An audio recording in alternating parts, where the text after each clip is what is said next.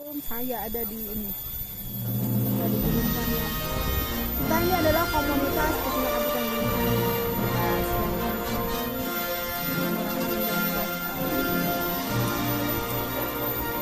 Kita ajak jalan-jalan ya. Oke. Ini panoramanya ya. Ini adalah panorama Gunung Sanghyang. Itu sedang dinikmati.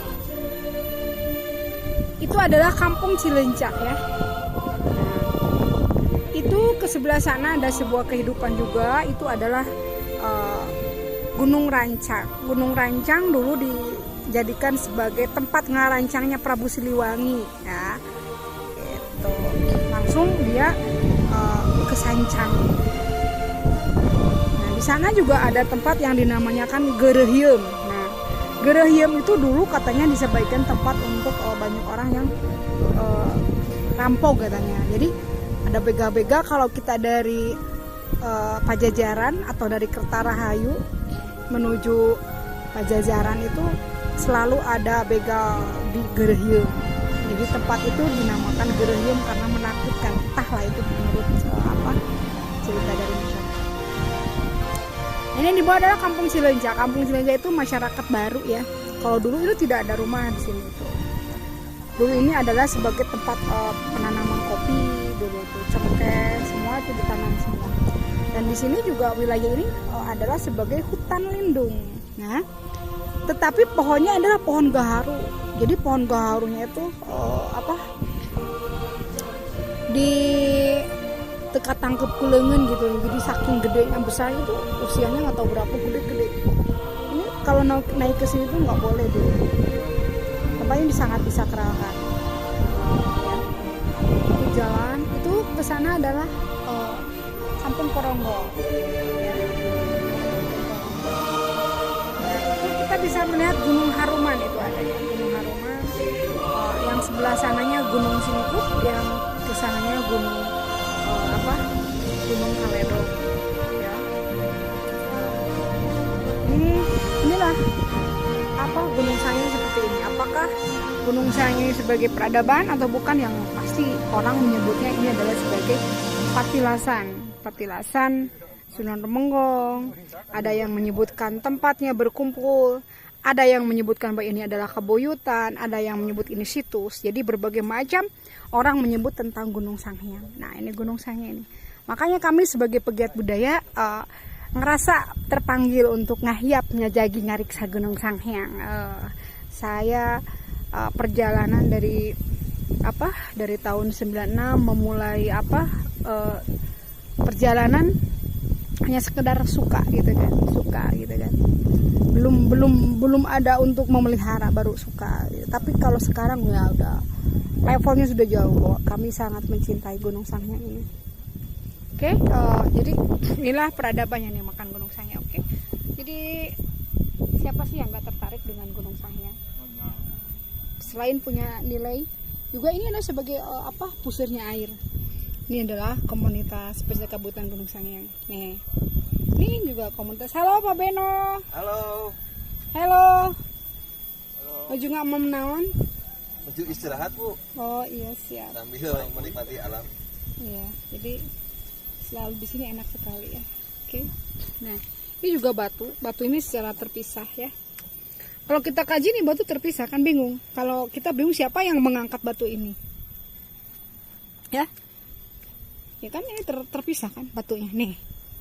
Ini siapa yang mengangkatnya? Tapi dulu batu ini dijadikan sebagai tempat bertapa, tafakur ya, bertapa. Karena di bawahnya ini sebagai sumber air. Gunung Sanghyang sebagai sumber air.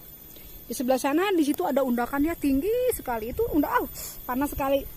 Kami kakinya tidak menggunakan sandal. Nah ini masyarakat itu tidak mengerti gitu kan. Nih dijadikan tempat ngaliwat. Jadi kalau ngaliwat itu selalu ngaliwat di situ itu nggak boleh dong. Rusak ya. Iya. Nih ya. Jadi ini Gunung Sanghyang inilah yang harus kita jaga, kita riksa, kita rawat ya. Di bawah di sana itu ada Curug Wangi.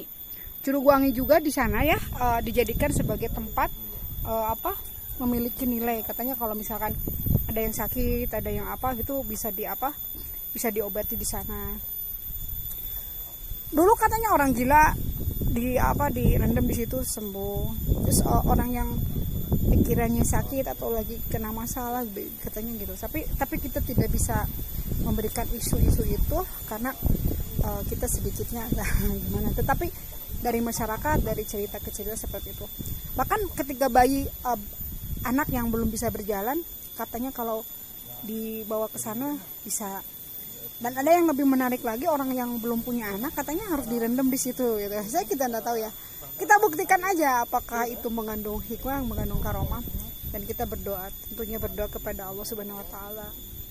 Ya, mudah-mudahan aja tempat itu bisa dijadikan sebagai tempat untuk berdoa yang mabrur ya. Oke. Gitu.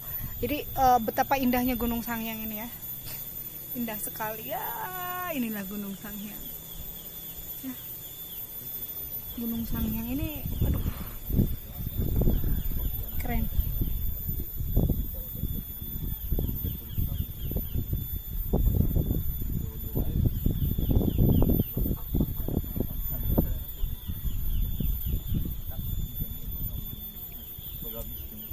Ini kesini lebih indah juga.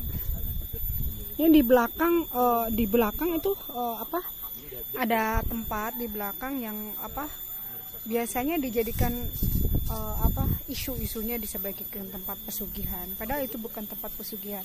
Tapi menurut cerita dari masyarakat atau dari orang tua kami sendiri bahwa itu adalah penyambung lahir dan batin gitu. Jadi kita bisa bertafakur di sana.